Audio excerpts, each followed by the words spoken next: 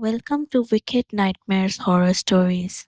These are real events we told as haunting bedtime tales. Let's get into it.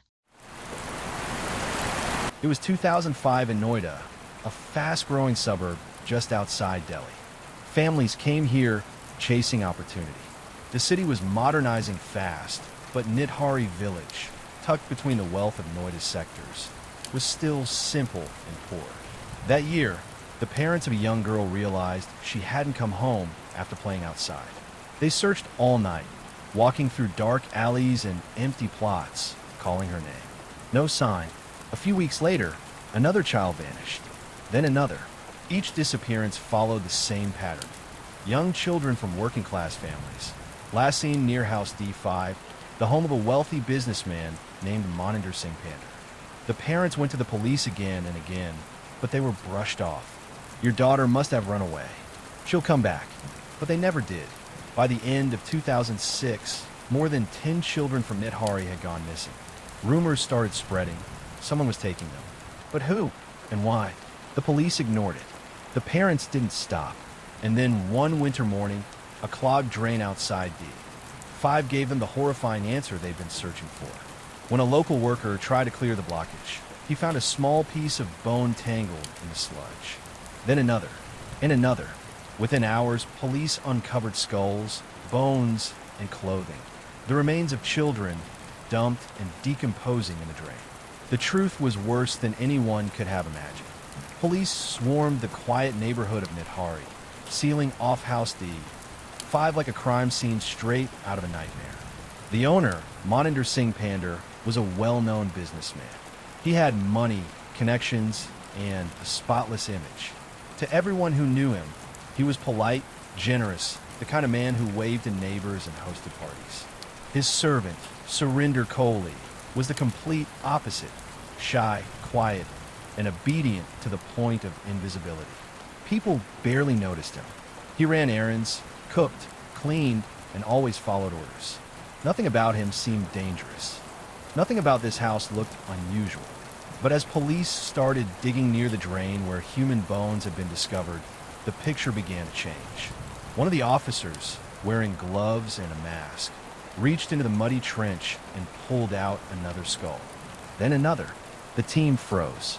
What they first thought might be a single killing turned into something much, much worse. There were bones everywhere, buried under the soil, packed into plastic bags, and even scattered near the backyard wall. The stench was so strong it made officers gag. Reporters who arrived on the scene described it as the smell of death that clung to your skin. By evening, the police had recovered more than 40 fragments of human remains. Neighbors gathered outside, whispering, horrified. Some realized the clothes being carried out looked familiar, the same colors and patterns their missing children had worn. For 2 years, these families had searched the streets, gone to police stations, begged for help. Now all those unanswered questions were being dug up from the earth, one piece at a time. Inside the house, the horror deepened. Investigators searched the kitchen, bedroom, and servant quarters. What they found stopped them cold. Children's slippers, small hair clips, a bloodstained scarf, even school notebooks tucked behind furniture. Every item felt like a ghost, a silent cry left behind. The walls, once white, were now stained dark. Traces of blood were found near the bathroom drain, and in the servants' small room, officers found tools, knives, cleavers, ropes, carefully cleaned, but not clean enough. It was no longer a mystery. It was a nightmare in plain sight. When police questioned Pander, he appeared calm, even confused. He insisted he had nothing to do with any of it. He said he traveled often, barely spent time at home, and trusted Kohli to take care of the place. But Kohli? He was shaking. He avoided eye contact, mumbling to himself. When officers pressed him harder, his story began to spill out like something from a horror film. He said, "I did it." At first, the police thought he was lying, maybe covering for someone, maybe mentally unstable. But the details he gave, the names, the smells, the way he described what happened, were too precise to ignore. Kohli said he would watch the lane from the gate. When he saw a child alone, usually from poor families small enough to overpower, he would call out, offer them biscuits, candy, sometimes money or work. Come inside, he'd say, I'll give you food. Once they entered, there was no way out. He would take them to the kitchen, where he strangled or hit them until they stopped moving. Then, in a disturbingly calm voice, he described cutting the bodies apart using kitchen tools. Some parts he buried in the backyard. Others, he said, he disposed of in the drain. And then came the part that silenced the entire interrogation room. Coley admitted that sometimes, after the killings, he cooked and ate portions of the flesh. He said he couldn't explain why, only that a dark force, a compulsion, drove him to do it. The room went still. The officers looked at one another, not sure whether to believe him or to run. But when they compared his statements with the forensic evidence, everything matched. The drain, the bones, the items, the timeline, it all fit perfectly. The impossible story was true. Yet, even as the police processed what they'd just heard, one question refused to go away. Could one servant really do all this, right under his employer's nose, without being noticed? Pander's neighbors said he was home often enough to know if something was wrong. The families of the victims didn't believe Coley acted alone. They wanted both men punished. But the lack of solid proof linking Pander directly to the murders made everything murky. The police couldn't tell if Pander was a master manipulator, or if Coley was a monster who had been living quietly in the shadow. By the end of the night, both men were arrested. Flash bulbs went off outside the house as they were led away in handcuffs. Coley looked terrified. Pander looked strangely calm. Behind them, the once ordinary house stood silent, its walls hiding the secrets of a horror that had gone unseen for years. The discovery at D5 didn't just uncover bodies. It exposed something far darker. How evil can grow in ordinary places behind closed doors while the world outside goes about its day. By the next morning, news of the discovery at Nithari had spread like wildfire. Reporters crowded the narrow lanes.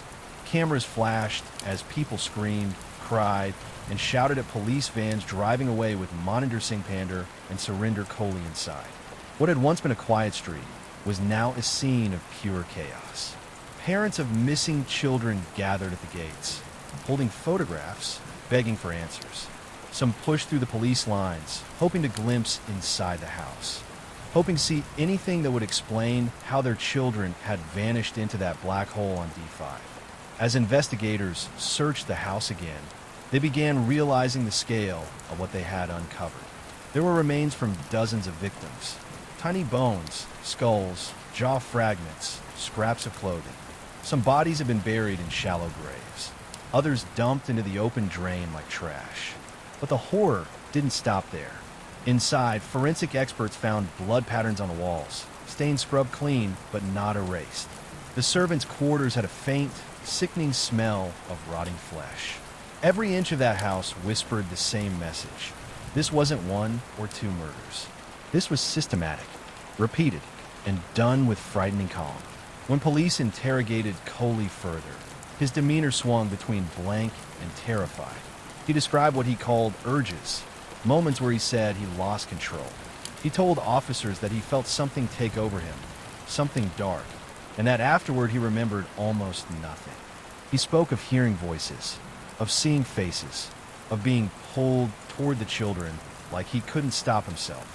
Investigators didn't know what to make of it. Was he insane, possessed, or just evil pretending to be broken? Still, the details he gave were too specific to dismiss. He named victims. He remembered what they wore. He described how he used Pander's kitchen tools and cleaned up afterward. He said he often disposed of bones late at night, when everyone was asleep. The most disturbing detail, he said Pander knew. According to Coley, his employer once caught him in the act. But instead of stopping him, Pander allegedly told him to keep quiet and offered him liquor to calm down. It was a claim impossible to prove. There were no witnesses, no physical evidence linking Pander to the acts. But to the grieving families, that statement was everything. The idea that a wealthy, respected man could allow such horror to happen under his roof and do nothing was more than they could bear. Crowds gathered outside the police station, demanding both men be hanged. Meanwhile, the police were overwhelmed. They had no forensic experience with a case like this. They had human remains piling up, missing person files from years earlier, and a public demanding immediate justice. The media turned the case into a spectacle. Headlines called D5 the House of Horrors. News anchors replayed footage of skulls being carried in plastic bags. Every new detail fed the panic. Politicians visited the site. Cameras followed. People debated whether the case showed the growing divide between India's rich and poor. The powerful protected, the powerless forgotten. Through it all, Kohli sat in a cell, silent, sometimes muttering to himself. When police doctors examined him, they said he showed signs of severe psychological disturbance, even psychosis. But he was also lucid enough to describe every crime in chilling detail. Pander, on the other hand, maintained his innocence. He said he was being framed, that Kohli was lying to save himself. I had no idea what he was doing, he said calmly. I trusted him. He betrayed me. It was the perfect storm. Two men, one rich, one poor, both caught in a web of horror, and the world demanding to know who the real monster was. As weeks passed, DNA tests began confirming what no one wanted to hear. The bones belonged to the children who had gone missing, the same kids whose parents had been ignored by police for 2 years. Forensic reports matched multiple victims to evidence found inside D5. Each time a match was confirmed, a family got closure, but not peace. Because closure meant their child was gone forever, taken, killed, and discarded like they didn't matter. The investigation exposed something bigger than one killer. It showed how poverty made victims invisible, how the police had ignored the cries of the poor while protecting the comfort of the rich. When journalists asked one grieving mother what justice would look like, she said, "Justice. Justice would have been if they had listened when we begged for help." The Nithari case wasn't just about the killings anymore. It had become a mirror held up to the country's face, a reflection of how evil thrives not only in dark rooms, but in the silence of those who refuse to see it. It was December 2006 in Noida, just outside Delhi. The air was thick with winter fog, and for months, families in the Nithari area had been living with quiet dread. Children were vanishing, one by one. At first, police dismissed it as runaways. Poor families, slum kids. Maybe they left for work in the city. But the parents knew something was wrong. Their children didn't just disappear. When a 19-child went missing, one man refused to stay silent. He stormed into the local police station, demanding answers. Out of pressure, officers decided to check one of the nearby houses, D5, a large bungalow owned by a wealthy businessman named Moninder Singh Pander. At first glance, D5 looked ordinary, clean, quiet, guarded. Pander was known in the neighborhood. Educated, rich, respected. He lived with his domestic help, Surinder Kohli, a simple man who kept to himself. Nothing about the place suggested what police were about to uncover. When investigators began searching the backyard, one officer noticed a foul smell. At first, they assumed it was sewage. But then someone saw a bone, small, white, half buried in the dirt.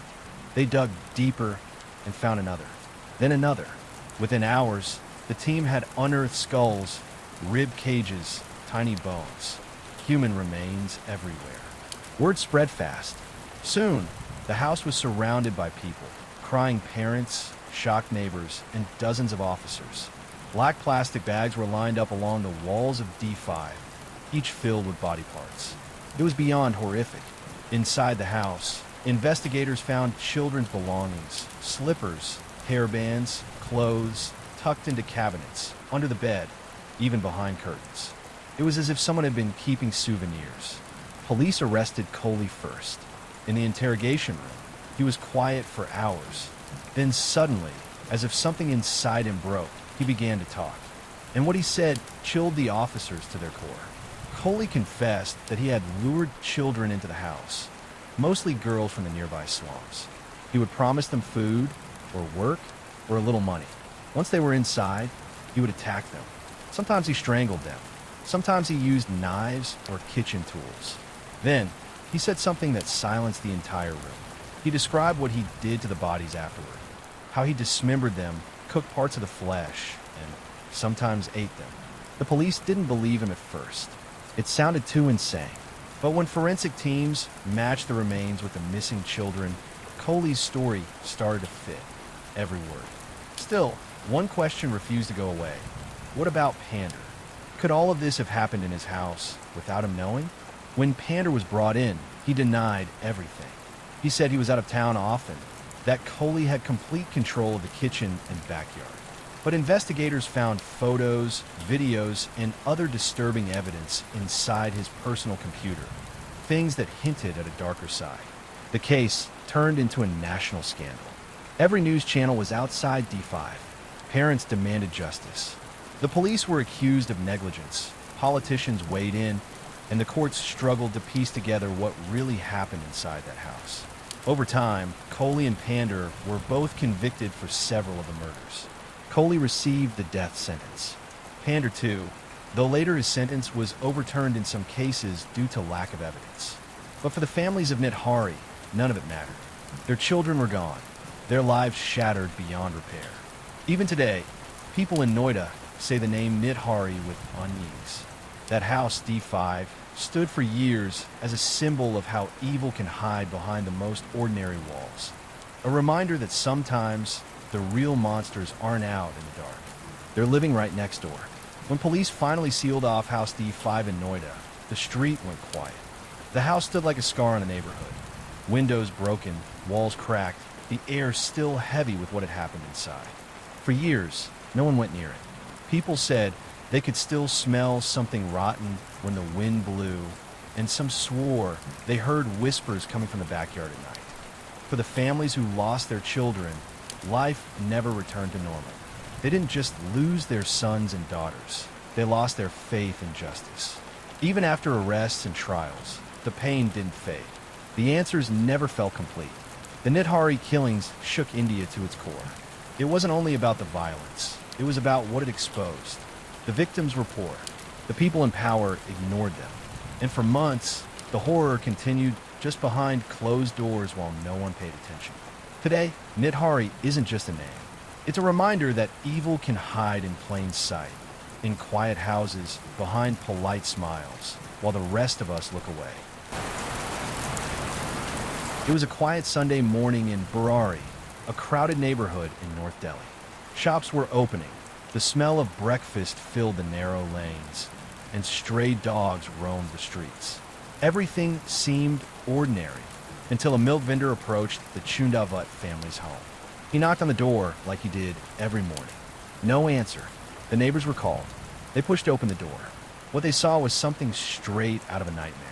11 members of the same family, 10 hanging from an iron grill on the ceiling, blindfolded and gagged, hands tied. The eldest, Narayani Devi, lay dead on her bed. No signs of struggle, no forced entry, nothing stolen. Breakfast remained untouched on the stove. This was a seemingly ordinary family. Neighbors said they were friendly, hardworking, and religious. But in one moment, everything ordinary ended. When police finally began examining the Chundavat home in Burari, Delhi, they were expecting the usual signs of struggle. Overturned furniture, forced entry, anything that would indicate a violent attack. What they found instead made the hair on the back of their necks stand up. The first clue came from a small drawer in Lalit Chundavat's room. Inside were handwritten diaries, hundreds of pages densely packed with ink. At first glance, they looked like a teenager's journals, scribbled notes, rambling thoughts, sketches. But as officers began reading, a darker pattern emerged. The diaries were meticulous. Every day of the past decade seemed documented. They contained instructions on when each family member should wake up, what prayers to recite, when to bathe, what meals to eat, even how to perform minor household tasks. At first, it seemed obsessive but harmless, a strict family routine. Then the instructions began to shift. Lalit's notes described rituals. Daily prayers weren't enough. There were instructions for meditation, for fasting, for performing specific acts in honor of the Father's Spirit. Some pages contained sketches of the family arranged in strange positions, with arrows pointing from one person to another, alongside cryptic phrases aligned with the energy. obey to transcend. Investigators soon realized that these weren't just idle writings. They were commands. Lullett's notes explicitly dictated how the family should act, even in private moments. Miss a step, and the diary warned of consequences: illness, misfortune, or spiritual punishment. As officers pored over the pages, the full scope became horrifying. The family wasn't just following instructions, they were enslaved by them, bound together by an obsessive faith in these writings. Psychologists called it a case of shared psychosis, or folie à famille, a phenomenon in which delusions are transmitted from one dominant person to an entire family. Lullett, as the eldest son and the keeper of these diaries, had become the spiritual authority. But the family's devotion wasn't blind obedience alone, it was terrifyingly voluntary. Each member believed they were participating in a sacred mission, a path that would lead them to salvation, guided by the spirit of their deceased father. The instructions grew more bizarre and extreme over time. Some entries described acts of physical positioning that the family was to perform simultaneously. Others mentioned tying hands, covering eyes, or blindfolding themselves, all purportedly to align with cosmic energies. In several passages, Lullett even indicated that they were meant to hang themselves in the positions depicted in the sketches, claiming it would lead to spiritual purification. Investigators later noted the chilling attention to detail. Lullett had cross-referenced each page, marked the times when rituals should occur, and made contingency plans if someone faltered. The diary wasn't a suggestion. It was a blueprint, a carefully designed plan to bind the family in absolute compliance. What made it even more disturbing was the psychological mechanism at play. Each family member contributed to the ritual. Nobody objected, nobody resisted. Fear, love, faith, and familial loyalty all intertwined, creating a feedback loop of devotion and delusion. They were both participants and prisoners, trapped in a cycle of obedience that escalated slowly, imperceptibly, until there was no turning back. Police found that Lullett's instructions were followed to the letter. Items in the home were arranged as the diary dictated. Certain rooms were locked or kept empty. Prayer mats, incense, and religious icons were placed in precise locations. Even the meals in the kitchen followed the exact dietary rituals he prescribed. It was a house controlled by ink and paper, where every movement, every breath, every minor choice had been dictated.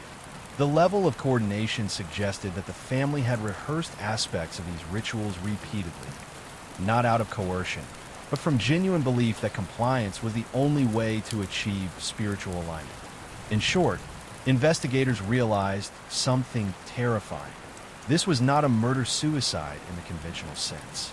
There was no outsider, no criminal intent as we normally understand it. The deaths were the culmination of years of psychological manipulation, self-imposed devotion, and obsessive adherence to a delusional system.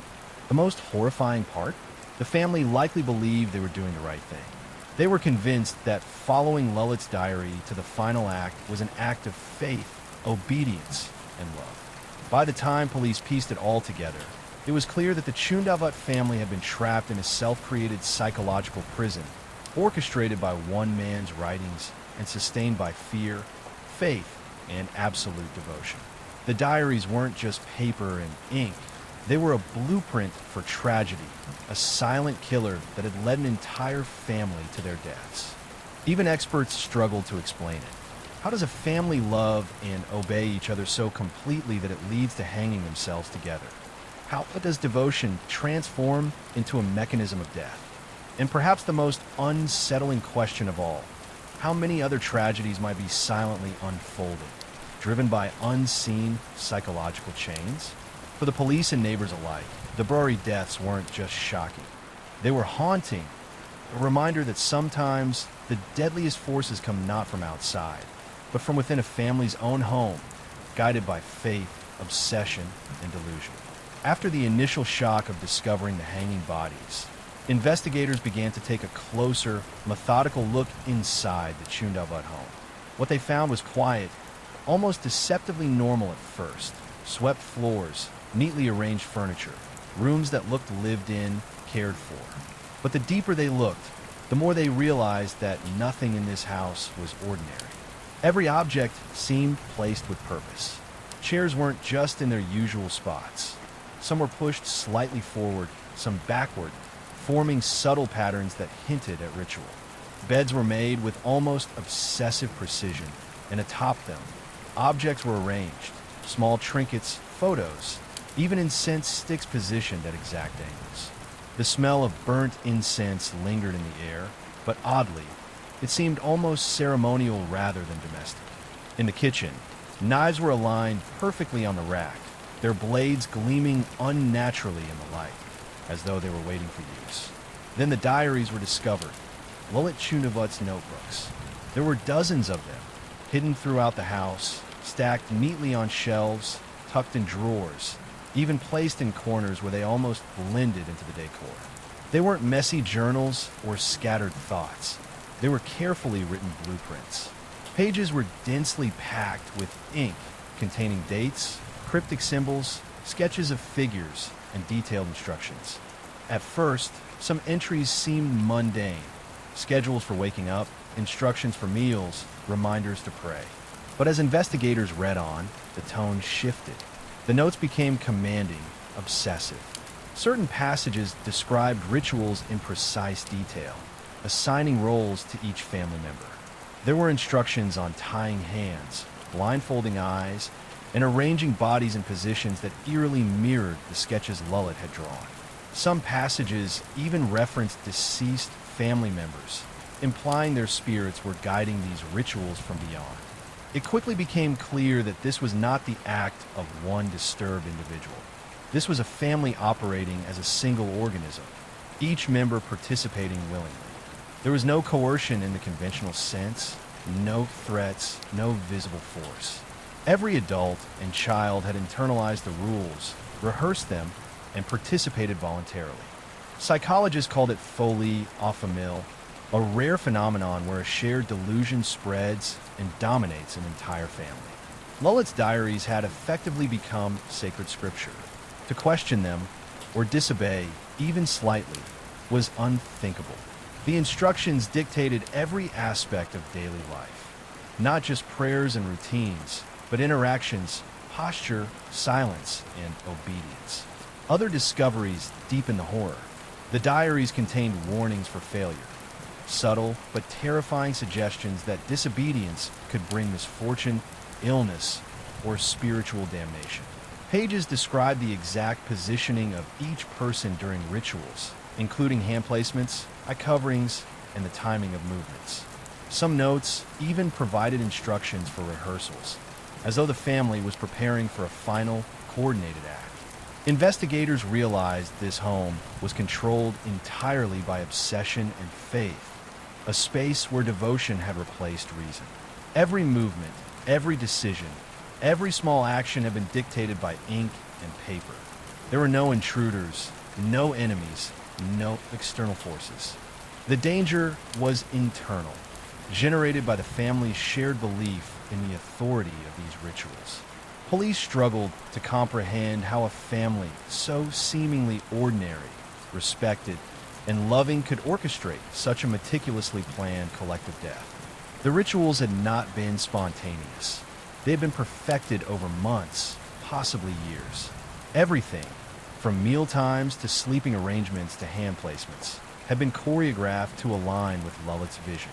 As experts examined the house, they noted a frightening consistency. Every diary entry had been followed with near-perfect precision. Objects were placed exactly where the notes had indicated. Rooms were arranged to match Lilith's sketches. Meals, prayers, even the positioning of incense sticks had been executed with almost ritualistic precision. This was not madness and chaos. It was a structured collective devotion, one that had escalated into the ultimate act. The question haunting police and psychologists alike was simple, yet terrifying. How does a family love each other so completely that it leads to hanging themselves together? How does faith, grief, and psychological obsession merge into a force strong enough to override the basic human instinct for survival? The answer emerged slowly. The Chundevuts were trapped in a psychological system of their own making, governed by the authority of Lulit's diaries. These weren't suggestions or even strong recommendations. They were absolute rules, sacred and unchallengeable. For the family, following them was an act of devotion, love, and obedience, and ultimately, it became a blueprint for their deaths. The diaries weren't just ink on paper. They were a mechanism of control, a silent killer that shaped every movement and every thought within the household. The tragedy of Barari wasn't simply that the family died. It was that their deaths were the culmination of years of shared delusion, careful preparation, and blind devotion. A horror that unfolded entirely within the walls of their own home. For investigators, the Barari deaths were more than a crime scene. They were a chilling reminder that sometimes the deadliest forces are invisible. They live not in strangers lurking in the dark, but in faith turned obsessive, in devotion twisted into ritual, in the quiet obedience of those we think we know best. And for Delhi, and for India, the House of Barari would forever stand as a silent warning. That horror can grow slowly, unnoticed, inside the very homes we trust, until one day, it consumes everything. Once the initial shock subsided, the real work began. Police and forensic teams had to piece together how 10 people had ended up hanging in perfect alignment, while the eldest family member lay dead in another room. Every detail mattered. Every inch of the walls, every object in the house, every page of Lulit's diaries. The scene was methodical, almost sterile in its horror. Nothing seemed out of place, except for the unimaginable reality that 10 lives had ended together at the hands of their own devotion. Forensic experts noted the precision of the hangings. The ropes were tied uniformly. Knots were similar, and the height and positioning of the bodies suggested careful rehearsal. There were no signs of struggle, no bruises beyond those caused by asphyxiation, no evidence that anyone had resisted. Investigators began to interview neighbors and extended family. Many reported subtle warning signs in the months leading up to the tragedy. Late-night prayers, chanting, and the family performing unusual rituals in the home and courtyard. But none of these clues were alarming at the time. After all, religious devotion is common. What no one realized was that faith had become dangerous obsession. The diaries provided the most revealing and disturbing evidence. Lulit had detailed ritual sequences for each family member, including when to eat, how to pray, and where to stand or sit. He described tying hands, covering eyes, and performing specific movements to align the family with cosmic energy. Some entries even referenced the spirits of deceased family members, suggesting that the family's obedience would appease these spirits. Forensic psychologists examined the diaries and confirmed what police had begun to suspect. This was folia familia, a rare shared psychosis where delusion spreads through an entire household. Lulit was the central figure, the spiritual authority and enforcer of these rules. The rest of the family internalized his instructions, becoming willing participants in their own demise. It wasn't just about obedience, it was about ritualized devotion. Each member believed that failing to comply could bring misfortune or spiritual punishment. Some entries explicitly instructed silence, reinforcing the idea that dissent was impossible. Sketches depicted family members in the hanging positions, with arrows indicating the order of actions. Lulit's obsession with precise execution transformed ordinary faith into deadly ritual. The forensic teams also noted evidence of long-term preparation. Meals had been cooked and arranged according to the diaries. Furniture had been moved or adjusted subtly to create the correct alignment for the ritual. Even the positioning of incense and religious icons adhered to Lulit's instructions. Every detail in the home suggested that the family had rehearsed this act repeatedly, turning their devotion into choreography and ultimately into death. The investigation revealed a grim psychological dynamic. Lulit's influence was absolute, but the family wasn't coerced through fear alone. They were motivated by faith, love, and shared belief. Their participation was voluntary in the deepest sense, a terrifying example of how devotion can override basic survival instincts. Experts explained that the family likely experienced what is known as psychological contagion, where delusions spread through close-knit groups, especially under grief, isolation, or extreme emotional dependency. In this case, the loss of their father years earlier may have amplified Lullett's perceived authority, turning family loyalty and grief into blind obedience. For police, the question remained, how could a family of 11, all seemingly normal and respected, plan and execute their deaths so meticulously? The answer lay not in malice or violence, but in a system of control that had taken over their minds. The house itself had become a stage for the ritual, and the family's lives were nothing more than actors following a script written in Lullett's diaries. Even as investigators documented every corner of the house, every rope, and every page of the notebooks, one chilling fact stood out. This horror was entirely self-contained. There were no external perpetrators, no criminals. The family's devotion, obsession, and shared delusion had created a perfectly executed tragedy from within, a deadly system that required no outside interference. By the end of the investigation, it was clear that the brewery deaths were not just a crime scene.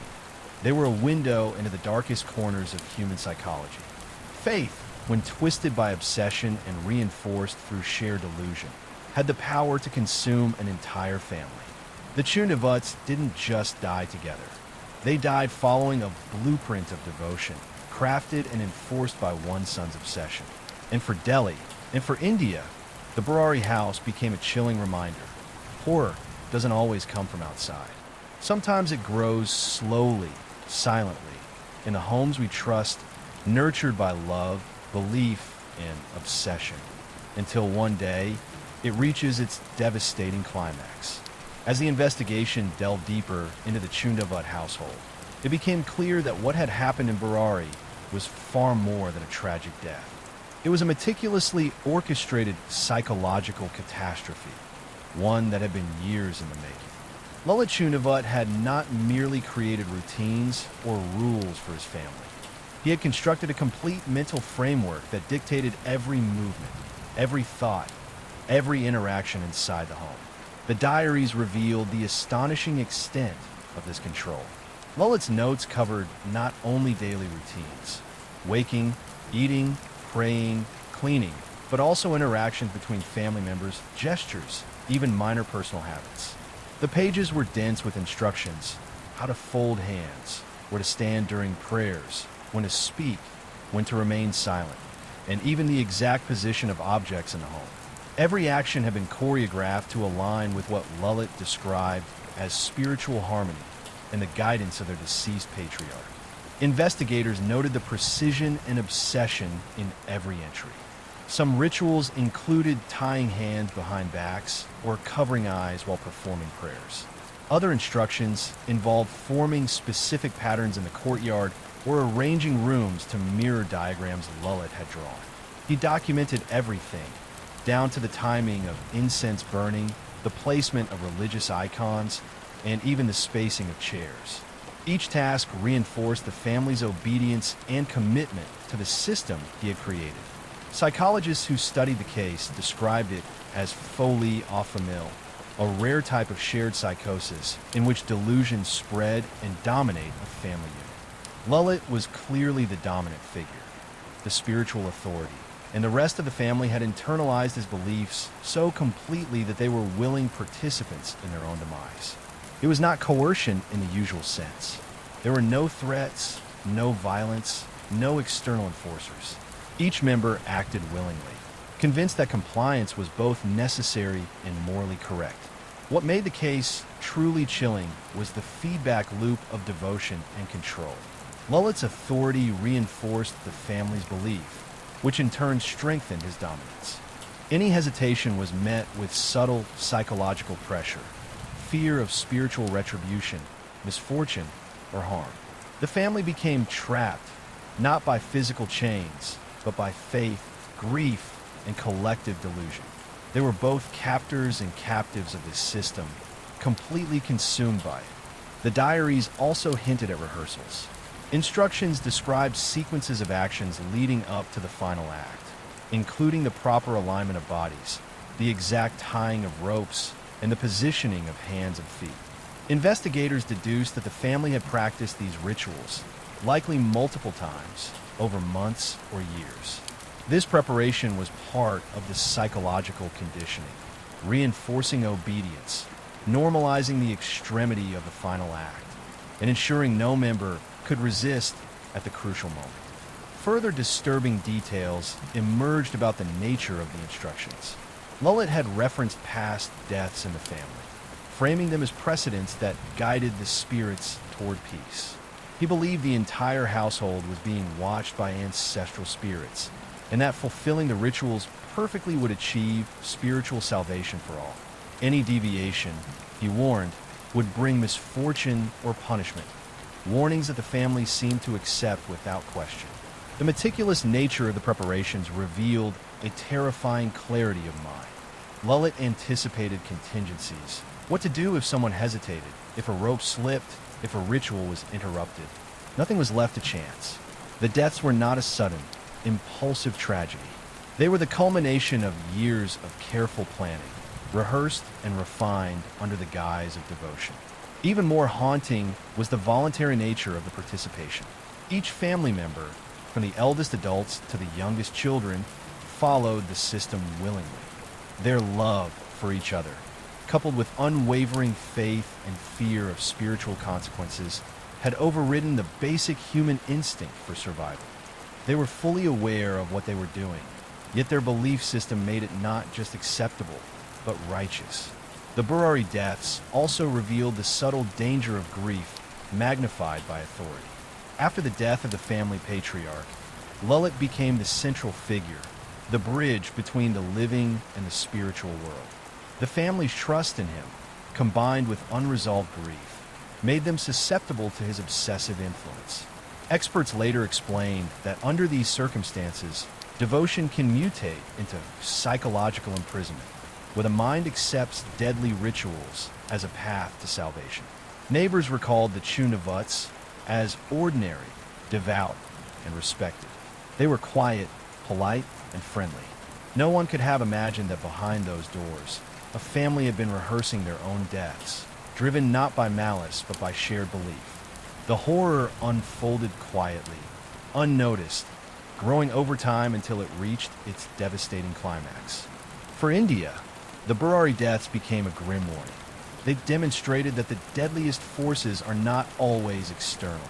Sometimes they grow quietly in the homes we trust, fueled by love, grief, and obsession.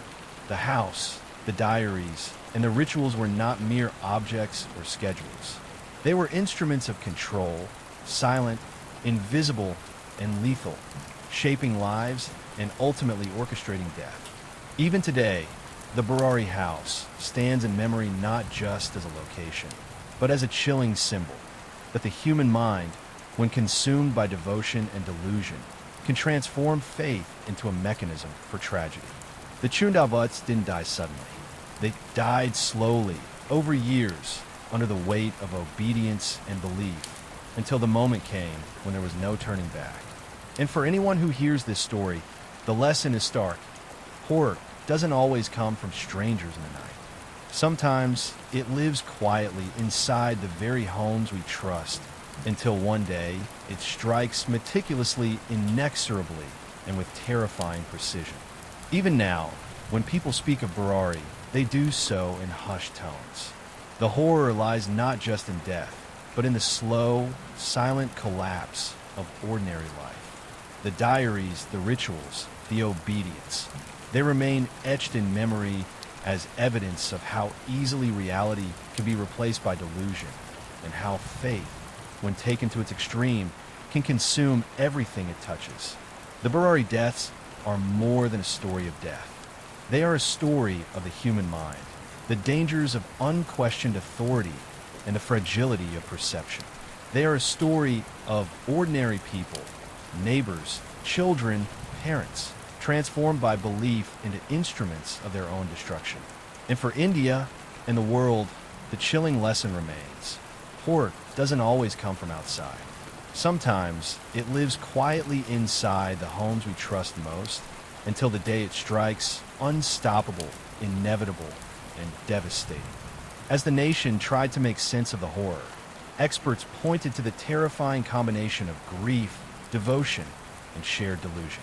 The Chundavats had been slowly consumed by a psychological system so complete that it replaced instinct, reason, and even survival itself.